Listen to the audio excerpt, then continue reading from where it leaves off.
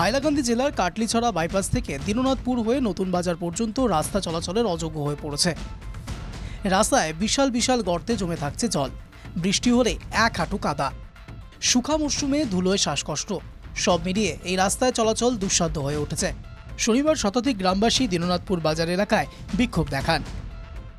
রাস্তা দুর্দশার জন্য অভিযোগ উঠেছে ঠিকাদার রাজু চৌধুরীর বিরুদ্ধে। কাজের নিম্নমান নিয়ে ক্ষোভ প্রকাশ করেন গ্রামবাসী। তারা জানান, রাস্তা তৈরির সময়ই ভাঙতে শুরু করে রাস্তা। কাটলিছড়া বাইপাস থেকে দীননাথপুর বাজার ঢুকিয়া আনন্দবাজার হইতে যে রাস্তাটা, এই রাস্তার কাজটা আমাদের রাজু চৌধুরী কন্ট্রাক্টারে এই রাস্তা স্ট্যান্ডার মারিয়া তাই নিজে কাজটা করত, কিন্তু কাজটা এমনভাবে হয়েছে কাজটা যে জায়গাতে এই কাজটা স্টার্টিং হয়েছে এখান থেকে লাস্ট দিকে যাওয়ার আগে এই দিকের কাজটা আবার।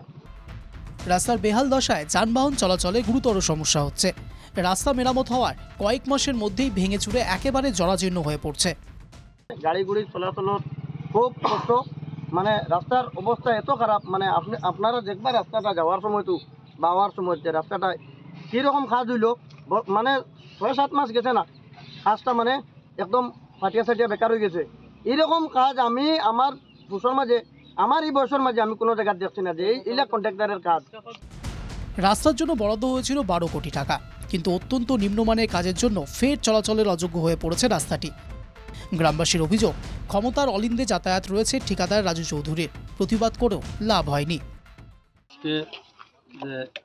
আমরা কাটলিছড়া বাইপাস থেকে লইয়া আনন্দবাজার পর্যন্ত যে রাস্তা দীননাথপুর হইয়া গেছে, এটা 12 কোটি টাকার রাস্তা।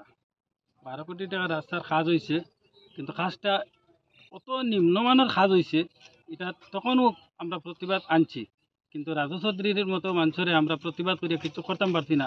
বোঝা গেছে উপর লেভেল ছাড়া তার পক্ষে। এদিন বিক্ষোভকারীরা জানান, শীঘ্রই রাস্তা মেরামত না করা হলে জোরদার আন্দোলন শুরু হবে। কাটলিছড়া থেকে মৃন্ময় শর্মার রিপোর্ট, NK TV বাংলা।